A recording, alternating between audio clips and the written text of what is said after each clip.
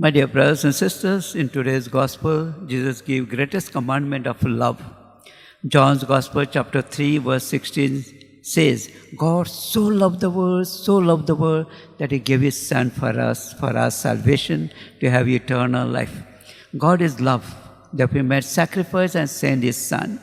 Jesus loved us. Therefore, He died on a Calvary. He made a sacrifice.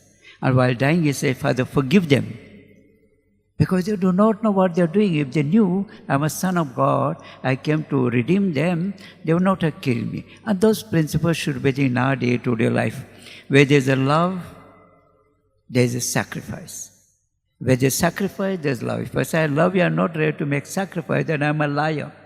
And where there is love and sacrifice, there is a forgiveness also. Very, very difficult to forgive, especially our family members. Therefore, it requires the eyes of Jesus, who dying on a Calvary, looking at people who are persecuting, still say, Father, forgive them. Therefore, we pray very special way that the Lord may give us grace so that we may be able to love, genuine love. The Greek philosopher said there are 6 kinds of love. The greatest love is the agape love, God's love. We may experience the love of God so that we may love our family members, our neighbors, may be able to make some sacrifice for our family members, are ready to forgive them. For this we pray during this Mass. Amen.